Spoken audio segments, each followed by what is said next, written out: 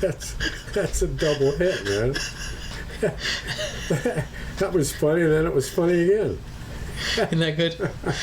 That is good. Oh, Lord. So, Dennis, it's been 2 weeks because last week I was incommunicado because I went down to the south of Spain where we have no Wi-Fi. A vacation. A little vacation, and during the vacation, I got like 4 different illnesses in 3 days. Like, I took the kids to swim at the local pool because that's all you can do in the afternoon because it's so bloody hot. Like, you just have to stay wet. Like how and hot? High 90s. Yeah, but, yeah, that's hot. And so I went to the pool for a couple hours with the kids, and we were in the pool the entire time. And came home and didn't really feel very good. And I felt like I needed to lie down, and like my head really hurt. And I just felt like shit. And I was like, I was really hot, and like I asked for a thermometer, and I had a really high temperature. Like I had a fever. High?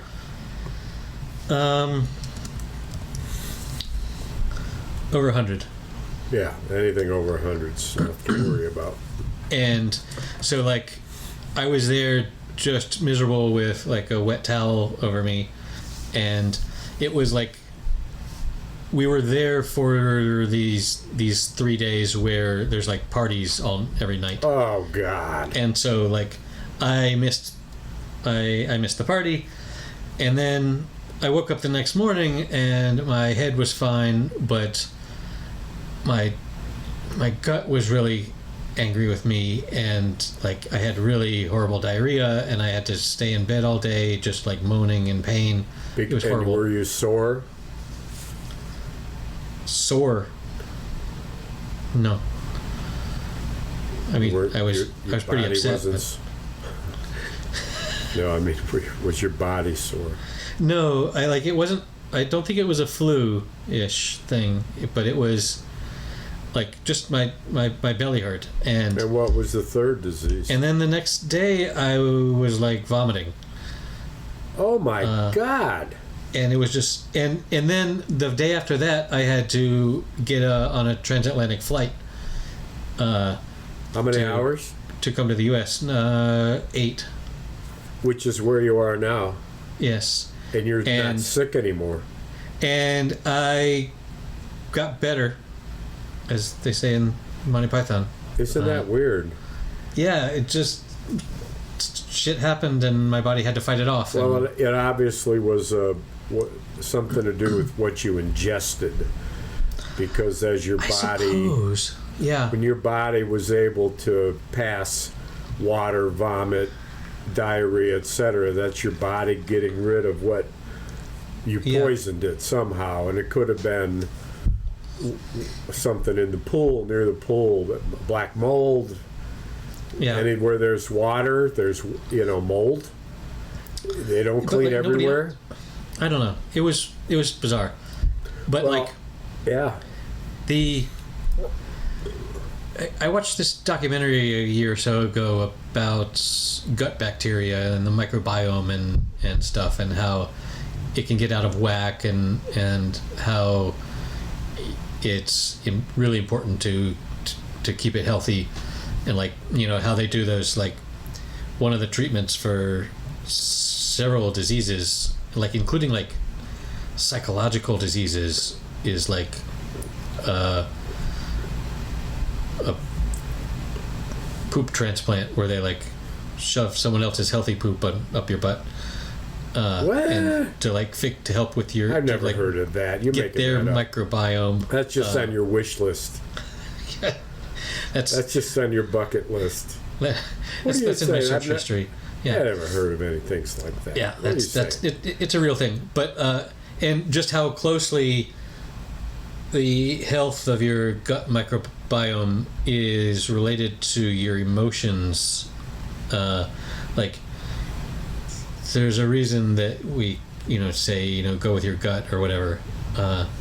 Like there's some bizarre connection there. But there's also this, like, because your microbiome is like a fingerprint of where you're from.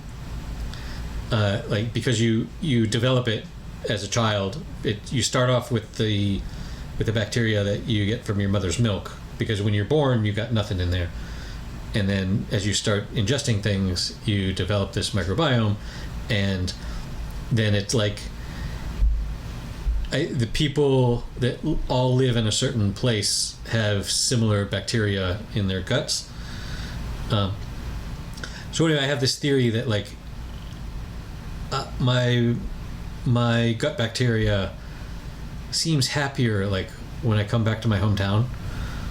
Like, something about the food or the environment here. It's probably the water to a large extent, because you're 95% water, and I don't know how much water you drink. I must drink when I'm out. I'm working in this 90-degree heat. I drink lots and lots and lots of water. It's more when I'm here than. And so that's the thing, is that are you drinking local water? Yeah. Yeah. I don't. Water. I can't. Local water's poisonous here. I've got a filter, whole house filter, and then for my kitchen sink I have a separate faucet with 4 filters to get to me. And that's what I drink, or bottled water on the job. But I drink 8 to 10 bottles of water a day.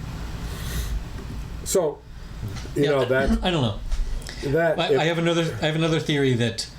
And your airborne situation too, where a lack of, or the kind of pollen that you grew up with, is like what your body's used to, and when you travel, you're not. So, yeah, I have this theory that I bet if we had a good enough science, I bet you could look at someone's stool and identify where they grew up. Yeah, well, I don't know about where they grew up. Certainly where they are, or where they currently live. Like if they've traveled or something. Yeah. So, and like when dogs are sniffing each other, they're getting so much information. So do you still do that to other men when you're in Spain? Sniff their yeah, butt? Yeah. Because I knew that was a problem when you were in North Carolina. Of course. Now you're back in North Carolina. I bet you they still won't let you in all those bars where you were sniffing men's butts. I mean, how else are you supposed to trust that they are who they say they are? But nothing. But yeah, no ifs, ands, or buts. Right, and I know that that's what you're doing now, because you got on that silly hat. That's your butt sniffing hat, so the bill doesn't get in the way. Right, exactly. You got a Brian DeChambro hat. You been watching any golf? Not a single swing. Or listening to any golf? It's the end of the year. The Ryder Cup's coming up. Augusta's coming up. Or listening to golf? Huh? Did you say or listening to golf? I don't know what I said. Why do I have to remember everything I said? Plus, understand what you're saying? It's a good thing much. This is on tape. So, okay. No, I haven't. Tell me the golf news.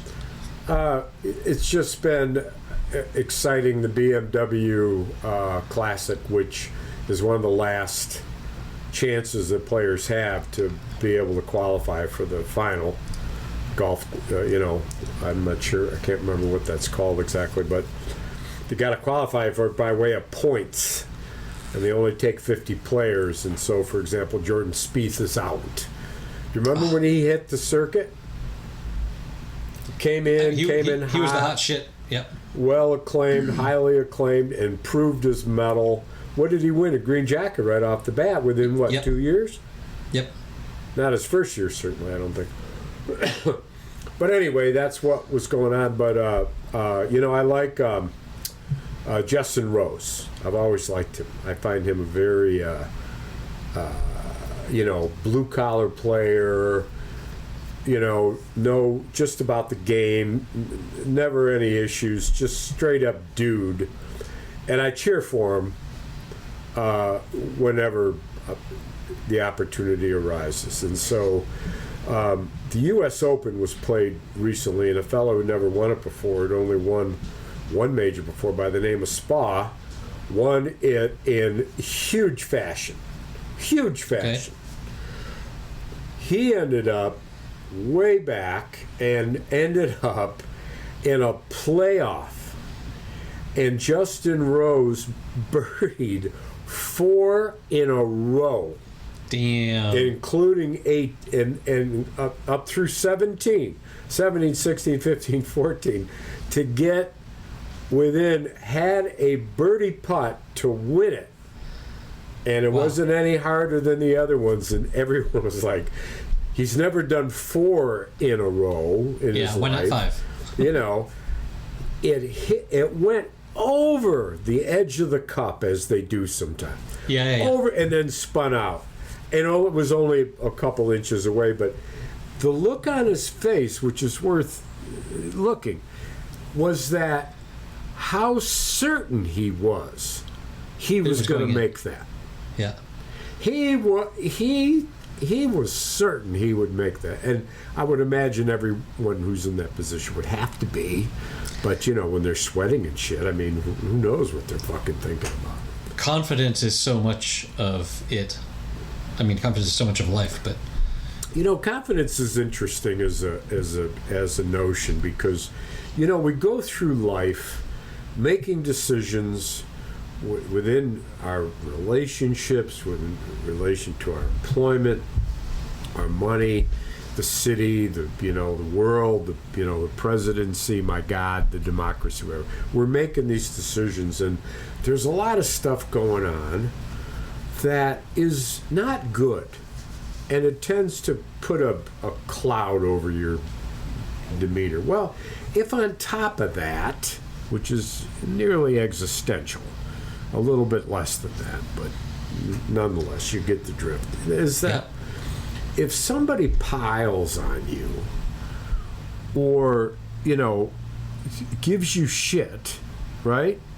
Fusses at you or says, and it could be spouses, which would be the number one, guilty party, both sides, both sexes, of course, but it gets into, you spilled coffee and didn't clean it up. And it's like, so clean it up. I mean, you don't have to say anything about it. I mean, just clean it up. And don't, and what? And so what? I'm a fucking slob? I mean, what? I do the dishes every night. I do your dishes. What? What do you mean you do my dishes?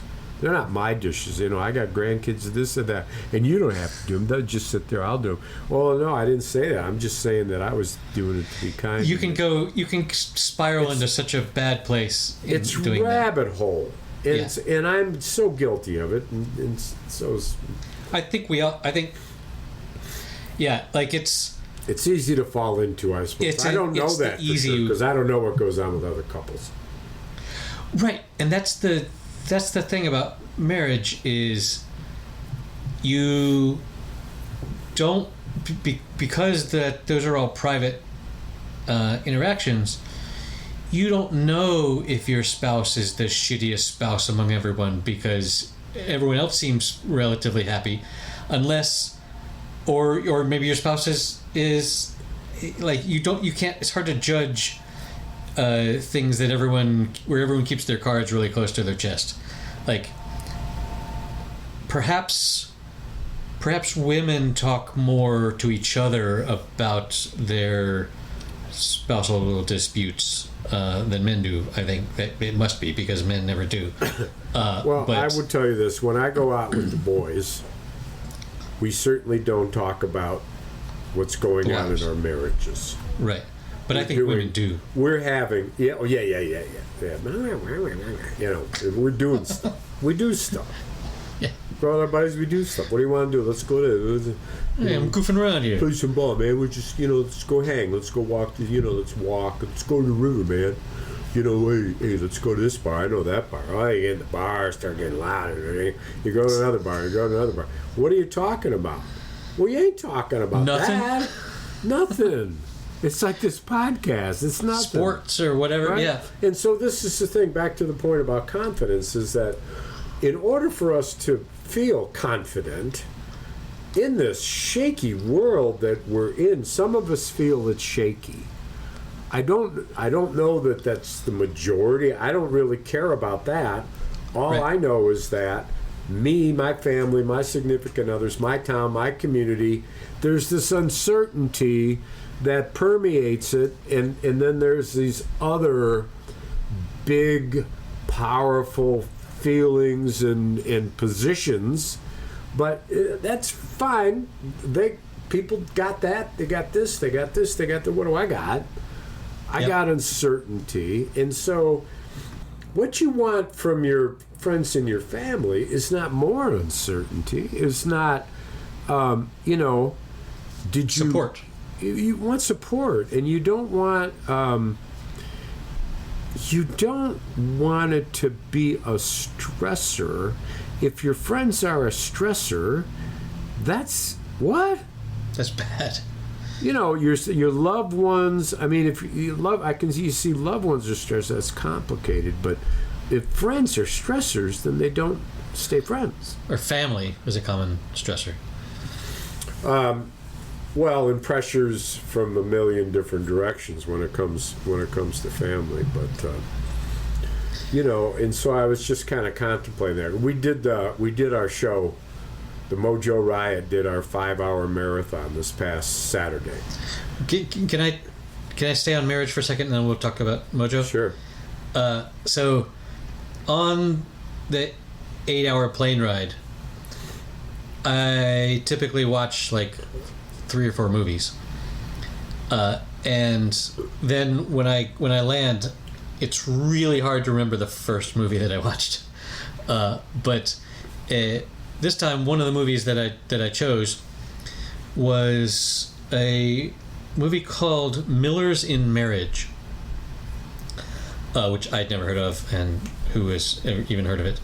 But it's this drama starring like recognizable faces. Like, you might not know their names, but like all these people, and it's like 3 siblings and their spouses. Hence the title. It's the Miller family, and it's basically like a horror movie for someone someone like me, in their late 40s, because it's these three marriages where the ones that had kids, their kids have moved out of the house, and the marriages are all unraveling. All these. How many? Three sets. Three couples. All these like little paper cuts throughout the years are like culminating in like anger, and that's a great analogy there. And stuff, and so like one of them is already separated and has a girlfriend, and anyway, it's just this like really realistic depiction of what can go wrong in a marriage, and it's just little by little, and it's very much like a horror movie in the sense of like, no, don't respond the way you're going to respond. Fuck, you responded in that way, and you can see the marriages sort of crumble, but like in a really human way. So like the cast, for example, is tell me if you've heard of these people. Gretchen Mol. Oh, absolutely. From Empire. Oh, yeah. God. Juliana Margulies. She was in ER for a long time. Yes. Minnie Driver, obviously, is more. Oh, God, known. Yes. Edward Burns. Oh, my word. Yeah. Yes, of course. Morena Baccarin. No. She's a Brazilian. She's a Brazilian. Like she does. She's also like a fashion model, and a couple others. Patrick Wilson, Benjamin Bratt, and Brian Darcy, who I did not know, but he was he played King George in the original Hamilton cast, which as King George was the only white guy in Hamilton. Anyway, it's that level of acting chops. That's putting together cast. this trying to do to make the most awkward marriage. And why are they together, the three couples? Well, three of them are siblings. Oh, It's three siblings and their spouses.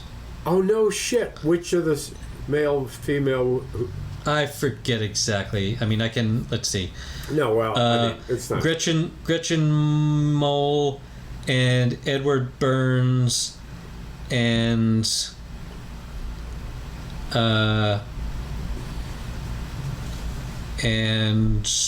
one of the other ones is our siblings. So are you familiar with Empire Boardwalk? I have not watched it, but I'm. So she's throughout. Yes. Throughout, just absorbing, just eats up the screen. She is one hot 52-year-old. Good Lord. Oh Lord. Well, she was a very hot 42-year-old. Yeah. You know, and uh, of course, just spoiler alert, but she played a whore. Okay. You know, and so there's that. Successful one, no doubt. And then ran a bordello, yes. But that's worth binging. That's worth binging. But I just wanted to share that, how awkward it is as someone in their late 40s with kids that are on their way out of the house to watch this several versions of catastrophe that could befall you. Well, I tell you, my wife and I travel more frequently, and we never do that bullshit when we're traveling. No. Yeah, my wife and I travel really well together. It's like let's go take a ride. I think one time it happened, and I lost my temper and stormed out of the car because she kept, no matter which way I went, it was the wrong way. She was overcorrecting, and I was just trying to make my way and stay close to the lake, and I didn't know where to go or whatever, and I'd had a couple of beers already or whatever, maybe. Yeah. But that. It's like what? Yeah, and some couples travel really badly, but yeah, right. Right. Because travel is like an added stressor. Well, isn't it? And you're forced to be together because you're traveling in a way that maybe at home you can have more space or something. I don't know. Don't you think it's?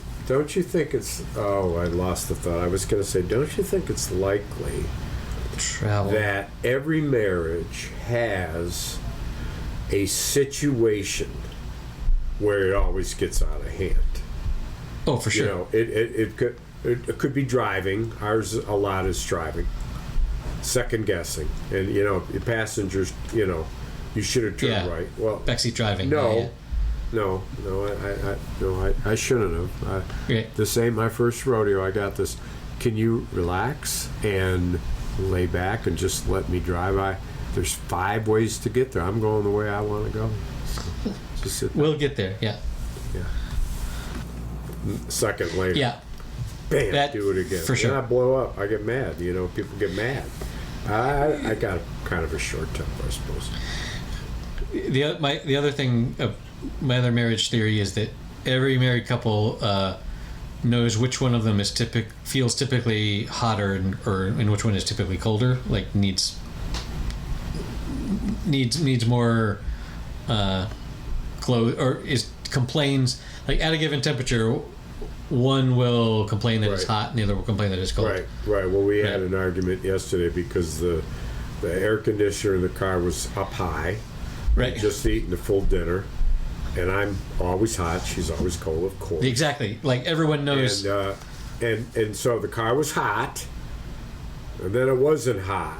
And I thought, oh, God, thankful, And I had on a T-shirt, but I had on a dress shirt over it. Because it was a bit of a dressy restaurant for me, although I gotta tell you, I mean, people walk into these restaurants where I used to be a tie, and now at least I'm casual, but dressed a little dressy. I don't go out unless I'm a little dressy, but showing up in tank tops and sports jerseys, White Sox and flip-flops. What does the world come to? Well, back in my day, my wife says I'm so square. That's what you're so old-fashioned. And I said, I don't know that's what that is. I don't know. Old-fashioned isn't a negative thing necessarily. Oh, the way she says it to me. Well, the way she says it. Yes. It's negative. Like, why are you such a fuddy-duddy, you stupid fuck? That, maybe that's the tone, Maybe that's a little overplay. Sure, but anyway, hey man, I got to tell you, this week when you were sick down there, I just said the other day, and I don't say it to complain, but of course I am complaining, is that I haven't been right since mid-April. Yeah. I was limping on a bad leg for a month, then I got surgery. I got through the surgery. I got my right arm hurt. It still hurt. Surgery, recovery, then I hurt my Achilles in my left leg, and I was down to one limb. And then I got fucking COVID. Yep. And I got rid of COVID, and then 2 days later, literally 2-3 days later, I caught a fucking cold that I've had for 8 days. And like your 3 diseases story, I had a sore throat. I said, oh, God, please take away the sore throat. Day and a half later, no sore throat. Bad news was, I had a runny nose, and it was running. It wasn't just, there was no moment when it was just running down my nose. I could have been fucking eating it. It was just dribbling. I prayed, God, please, I don't want a runny nose anymore. Runny nose went away. Then I felt like someone was sitting on my chest, and I had a cough. That was the day I woke up, Saturday morning, to play a 5-hour show. 50 songs on the set list, no repeats. And still we had 10 off to the side. Only needed 7. And I woke up thinking, I didn't want to tell the leader of the band, Justin, I was going to call Jason and have Jason call Justin and say, Dennis doesn't think he can sing, what do we do? Because I didn't want to call Justin. But, of course, I drank 2 cups of coffee and had a couple aspirin, felt better. And by the time the show started, even though it was 90 degrees, we played in a beer garden that had a huge, under a roof, and there were half walls, big plaques and big poles and stuff, but open air. And so a little breeze when the clouds blotted out the sun, but otherwise 90. I soaked through a shirt every set, and I hadn't sung for over a week. I did not know how it would work, and thank goodness they gave me 2 softballs to kind of begin with. Warm up. Yeah. One of them was. I don't know how I got here tonight. I got the feeling that something ain't right. I'm so bad. Steelers wheel. Well, that's exactly how you felt. Stuck in the middle with you. And both of those titles are how you felt. Yeah. In that moment. Well, and so I'm stuck in the middle with the audience, basically. It's my attitude. but sometimes I was shocked that I sang fine. And all the way 5 hours later, the closing song, Papa Was a Rolling Stone, felt as strong as I did when I started. I never would have believed it in a million years. I never would have believed I could last that long. Sometimes when the occasion calls for it, we are capable of putting down all the problems, all the bad feelings we have, and coming out and performing. Because if your brain, like if you're convinced that, look, we just have to do this now, then your body sort of says, oh, okay, well, we'll stop all this immune defense stuff that is causing you to feel like shit, and we'll just go ahead and be normal for a little bit. Well, and the adrenaline overpowers whatever. Right, adrenaline.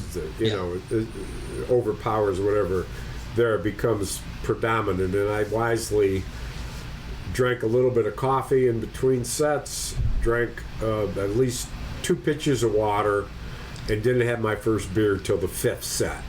There you go. Then I had 1 beer for 7 songs. And then I had at least 2 more, or 1 more anyway, before I went home. But, I got there and put up posters. It was a classic car show in Battle Creek, Michigan, called Cars on the Creek or some such shit. They block off all the streets, and they have all these fucking beautiful old antique classic cars all parked. You walk by, some for sale, and all the streets. I imagine Michigan does that particular genre of very, thing very, very well. And then they cruise. They cruise in a circle, and they just cruise real slow with their motor. And then as it gets over, they all scream out of town, and that 40 minutes that it takes those classic cars and the people around to go past. We are on the busiest corner. People to go out of town. Right up the road was a highway entrance, and we were just starting to play "Born to Be Wild," which we had. When they were going, which we had never played before in public, and it was so loud. And I said to the crowd, I said, "We have prepared this song for you. We practiced it, and I don't know if you remember Steppenwolf, but this song was written for this place." And the cars went wow, yes. Wow. And I leaned over to Justin, the lead guitar player, and he said, "What's up?" And I said, "I don't remember how it starts." And he said, "Don't overthink it. Bop, bop, bop, bop, bop. It's just three riffs, and then you're singing." And then I suddenly remembered it, and voila, and he did it, and we just killed it. We killed it. See, like in moments like that, it's like maybe there is a God, like that, yes. like wants this to happen. Maybe she rides a motorcycle. Yeah, maybe God dresses in leather. If you were God, wouldn't you? God is a biker You don't get bitch. hot. If you're God, you don't have a big butt that you don't want to stuff into some leather booties. I mean, it's probably the perfect temperature in heaven, right? Of course. Which is what? Which is what for you? Absolutely zero. I mean, it depends on what I'm wearing, but I don't know. Now that I'm here, I generally am setting the thermostat to like 74 just for sleeping. I don't know. I'm 72, 100% of the time. No. Oh, what I was going to say is, where I live, classic cars is also a real passion. Like, I think there are 2 festivals every year in my little fishing village where a bunch of people come with their classic cars. Oh yeah. And park them, and you can go and look at them, but also they like parade them around. But like I think those same people every weekend go to a different little town. And so are there some American cars in the mix? Very few. I think there's occasionally like a Mustang or something, but they're mostly like Fiat, Italian, German, Volkswagen. So it's but like, does Spain manufacture automobiles? Yes, there's a Spanish brand called Seat. SEAT. That's the kind of car what we have. What do you drive? A Seat, actually. Oh, really? Huh. Yeah. Not because it's particularly Spanish. Like, it's part of the Volkswagen Skoda family. Like, there's like, if I get into a Volkswagen, like, the interior looks a lot like my car because they just copy stuff. But I imagine that's what makes shit affordable.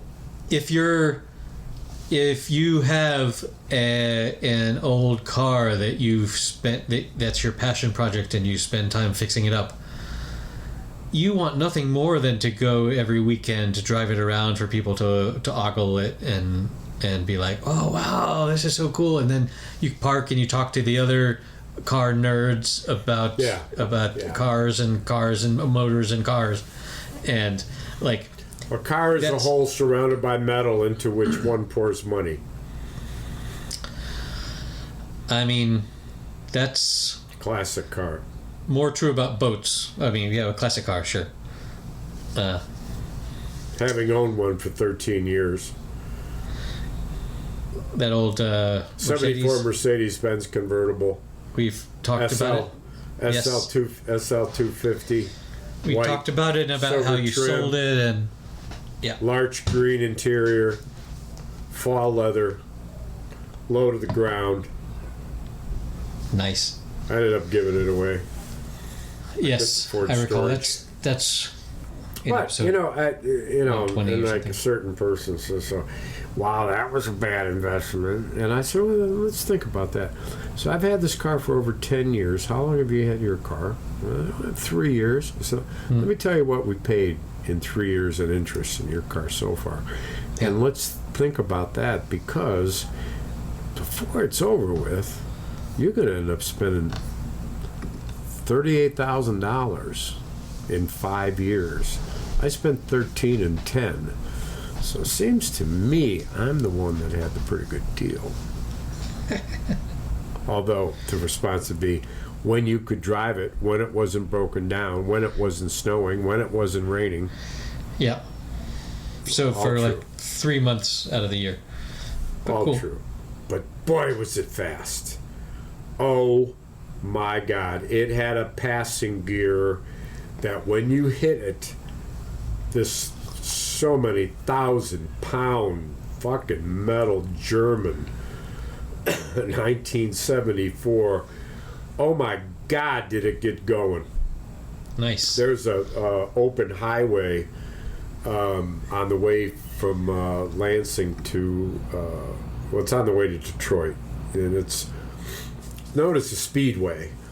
And there's this one particular part of the Speedway, because of the terrain, the only way they could ever have radar is if it was in the sky, and they're not doing that. So you get to this open area, it's like 7 miles, but when you're doing 120 miles an hour, 7 miles sure doesn't last long. No. And so when you get to this spot, you got to gun it. And when you gun it, and it never went into the red. Never went into the red. I thought, oh my God, I'd have to do 160 to get it in the red. Hey, man, they've got the Autobahn over there. They know speed. Whew.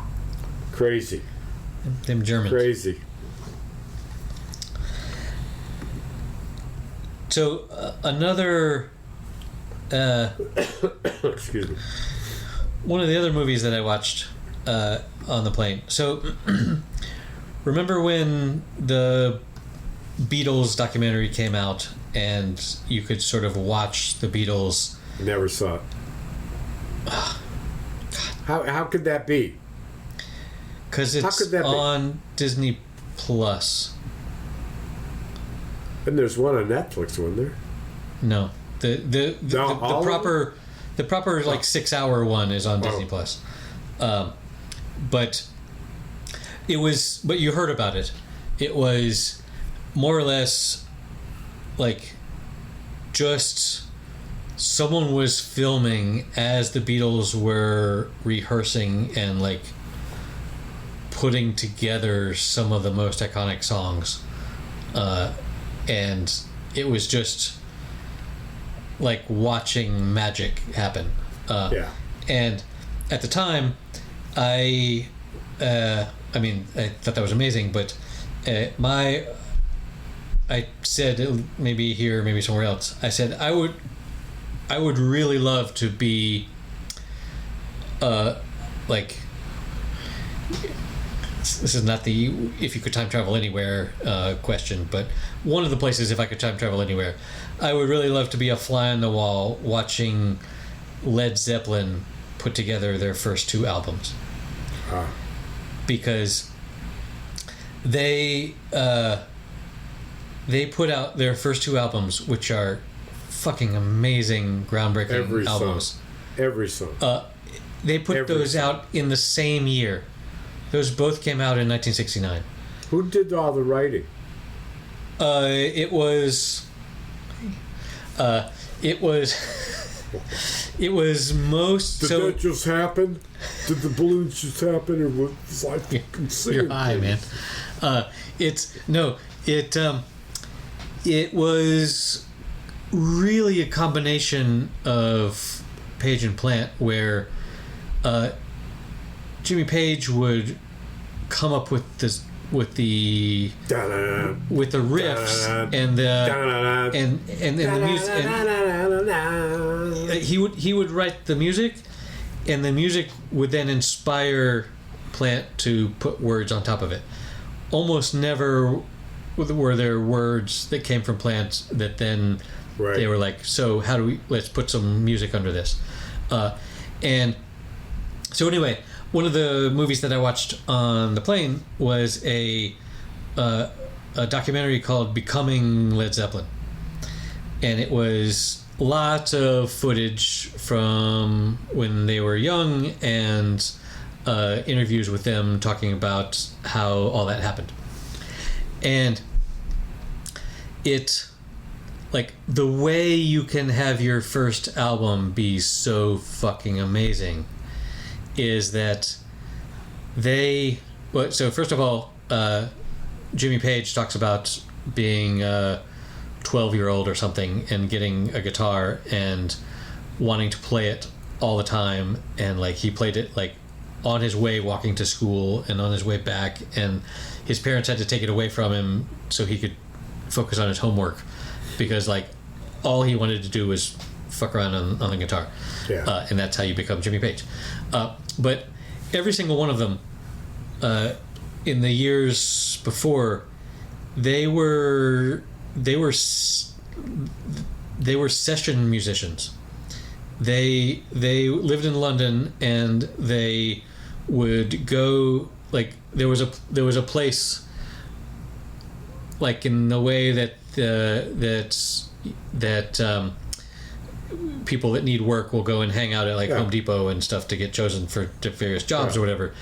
There was a place in London where musicians would go, and they would get picked to go and help record stuff.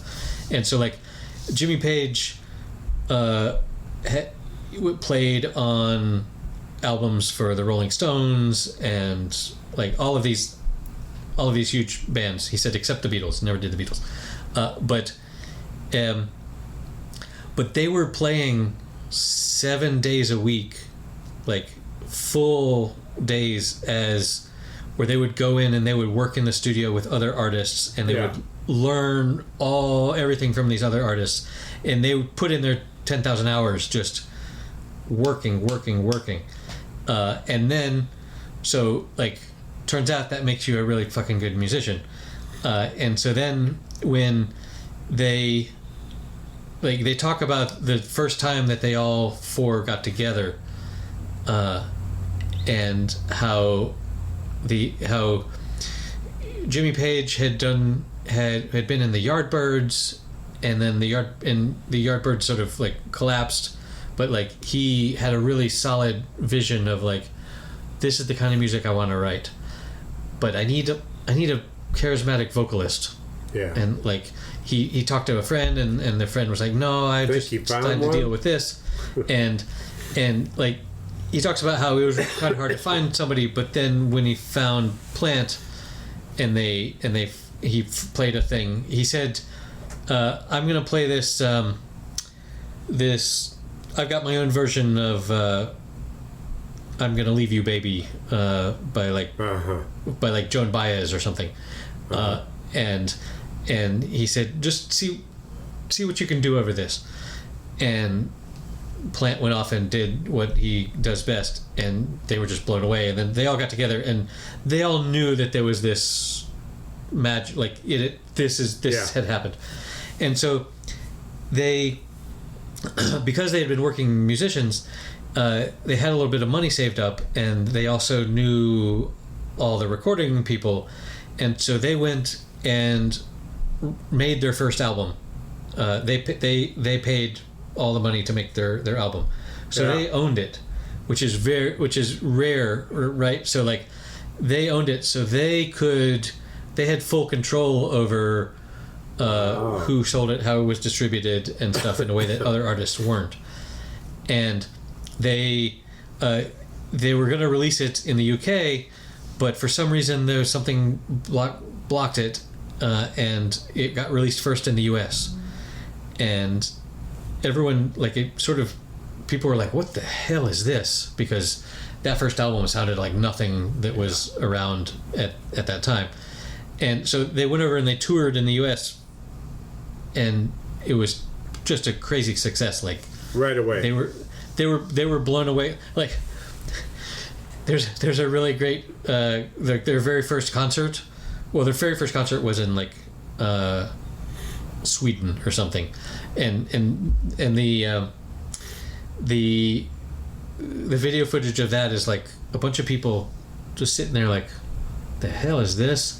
And a bunch of people with their, like, this is too loud. Like, people were confused. But like when you're like creating a new genre, like, people are going to be confused.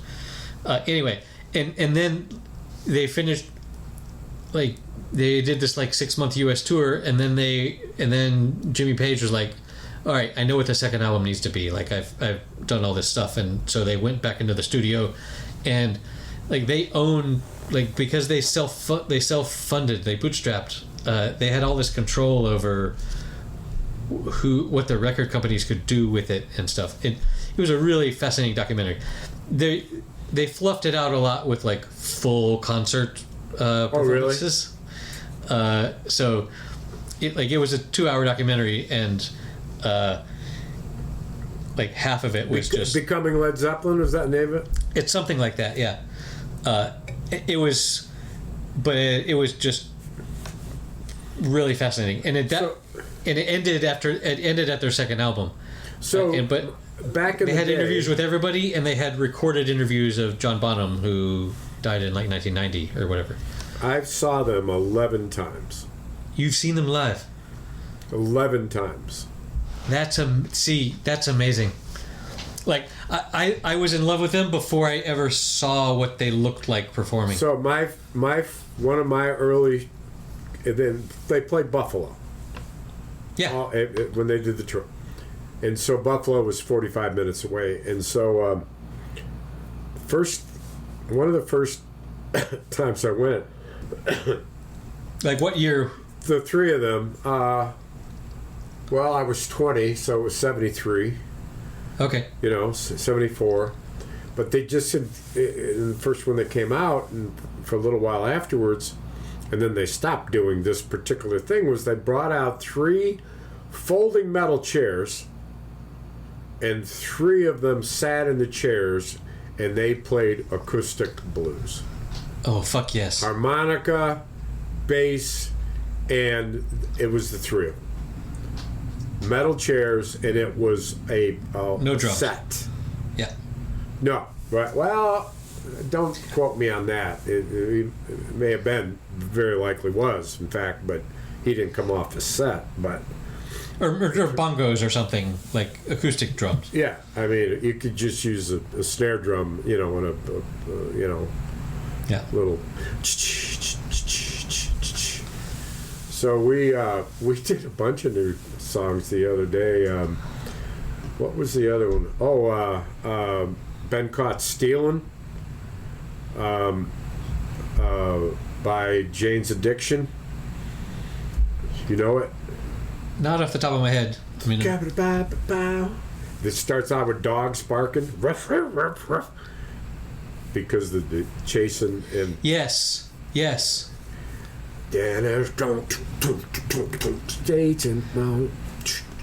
I do know it. Take just what I want. Yes.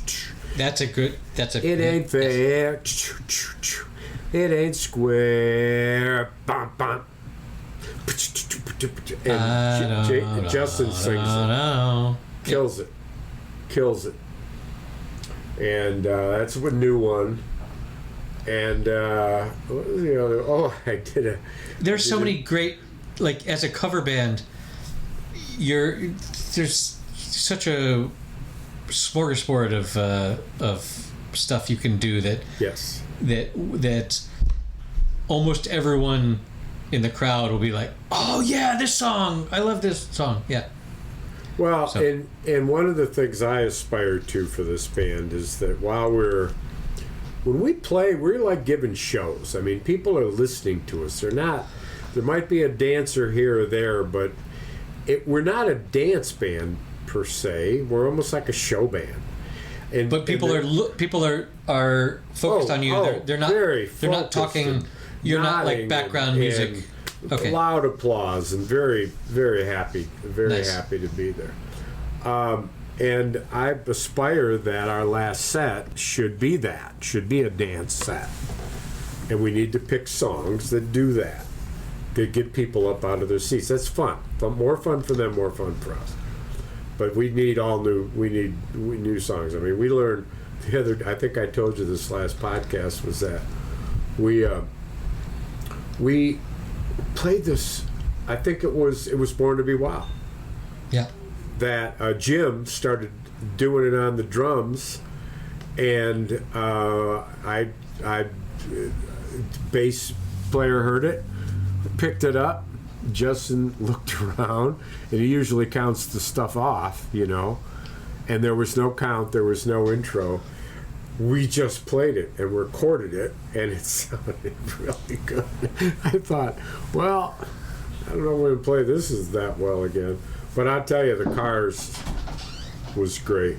The noises, it was loud.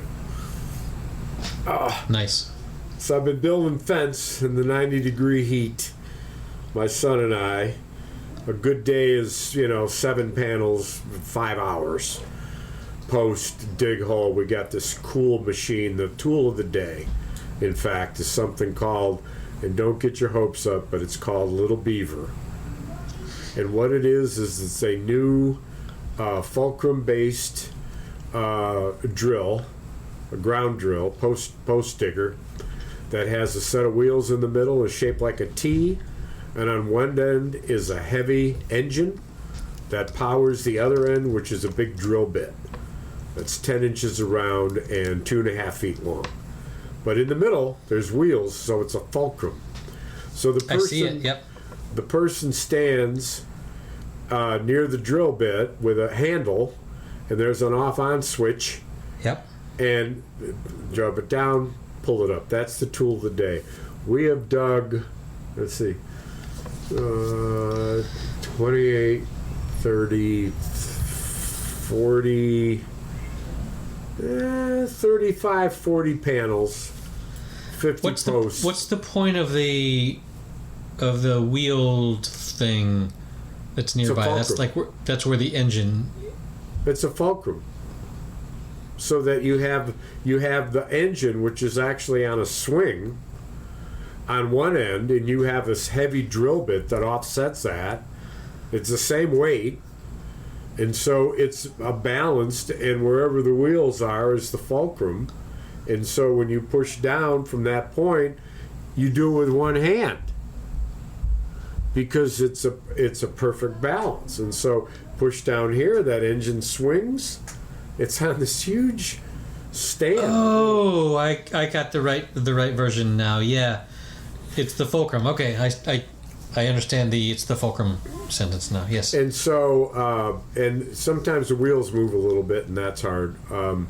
But you hit a root, you pull it up, you take out a saw, big electric saw it's called, blade about yay long, 9 inches, 8 inches, and you just dig through the dirt, find the root, and cut it out, and maybe put the drill back in, or maybe do it by hand. But it was easy. So we've got. I'll get you some pics. We're finishing up in the next couple of days. That's the second one. So yeah, so then I go to the Y and I take a hot shower and I go into the hot tub, and I've got a beautiful spot where the hot water for the hot tub comes into the tub, and a very kind of powerful jet right in my bad shoulder spot. And after that I get out and there's this cool big tub. It's a part of the big pool that's a big circle.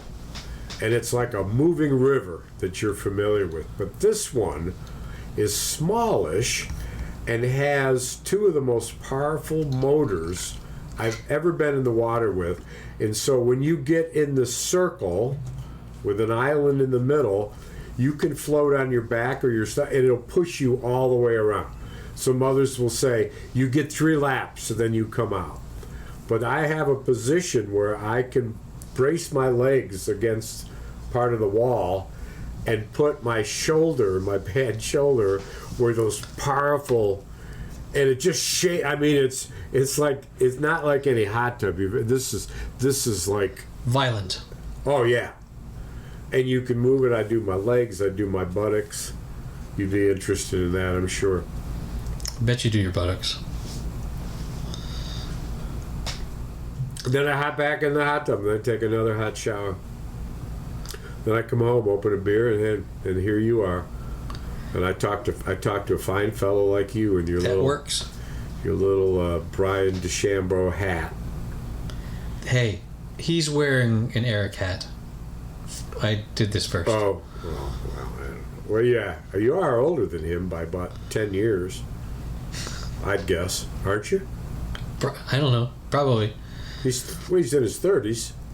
Well, then there you go. 10 years. Yeah. I mean, that's just a guess. That's just a guess.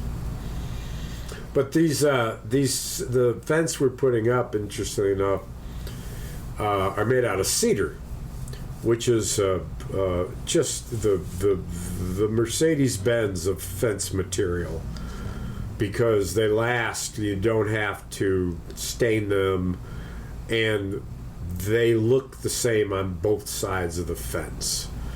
There's not a good side and a bad side. I thought the grass was greener on the other side. The grass is not greener on the other side. There is a rough cut side and a smooth cut side. There's a difference.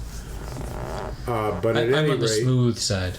Because it's cedar planks holding in tongue and groove, and then across the top is 2 feet of lattice that's all cedar.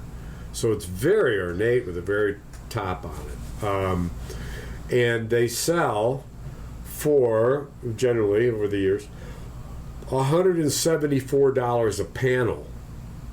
Where a cedar panel that's called a dog-eared, and those are the ones you're used to seeing that are pointed like this, not like this, but either way, those are $74 a piece. And so that's what everybody buys. And when you're driving anywhere in America, you're seeing pine fence panels everywhere you look. Every now and again, you'll see cedar, and you'll say, "Boy, they got fucking money." Nice. You know. And so That's here's the dealio. I'm at Lowe's shopping for fence panel. Yeah, I would say, see their money. See their money. See their deal. Cedar. I go and I see this. I see their money. This pile of them all stacked up, and it says for sale. And I made a note of it, took a picture of it, and they were like close to 100. And I mean, that's a big savings. And I went back. Couldn't afford not to buy them. And it ended up to be a discontinued item. And remember, the dog ears are 74 a panel. These were 174. I bought out 3 stores, all the panels they had, for $44 a panel. Discontinued cedar. Discontinued cedar. Filled up my buddy's barn. 20 were his. As we built Steve, and then the other 20 were ours, and we have them. And so that's the start of it. And so imagine that we're putting up 20 panels. The math is easy. We saved $130 per panel. That's $1,300 times 2 is $2,600. Sweet. And when you think about the add-ons of transportation and all this other shit, it's like you save $3,000. But that's the fence we're putting up. And when I send you the pictures, you're gonna say, "Holy shit, that's a good-looking fence." No, it ain't no fucking dog ear. It ain't no dog ear panel pine. No. They say the best defense is a good offense. So, there is something to the hey, football season started. Football season, the preseason. I didn't know that. Finally, guess who? When the hurricane season's starting too. Yes. What's better? I don't know. So, the Lions' opening game is in Lambeau against the fucking Packers. The opening game of the season. Oh my God. You say that like I know what that means. Oh, you don't know anything. I'm happy that it's one of the biggest rivalries in professional football. I thought you knew that. Okay. Yes. And it scares the shit out of Lion fans. There's been a lot of upsets where you can't overlook Green Bay. You can't overlook them. You can't ever. I never do. No. I've been there. It's a little town. The stadium is like half the town. It's a little town. And everybody in town owns a share. And every player and people all over the country own a share. It's a publicly owned golf franchise or football franchise. Do they get dividends if they do well? I think so, yeah. Or vote to plow them back into the team or expansion or whatever. I'm not sure how it works, but my nephew J Dog is a rabid fan of Green Bay. Cheesehead. Interesting family dynamics when and people are serious about the shit. People get really bent out of shape about sports. I've seen it. I've seen it happen in my own lifetime. Indeed. All right, I need to wrap up because I got stuff to do and people to see. Long as I remember, the rain's been falling down. Mystery winds are pouring, confusion on the ground. Good men through the ages trying to find the sun. And I wonder, still I wonder who stopped the rain. I went down Virginia seeking shelter from the storm. The crowd had come together mostly to keep warm. Still the rain kept pouring falling on my ears. And I wonder, still I wonder, who'll stop the rain? Bow, bow, bow. Bow, bow, bow.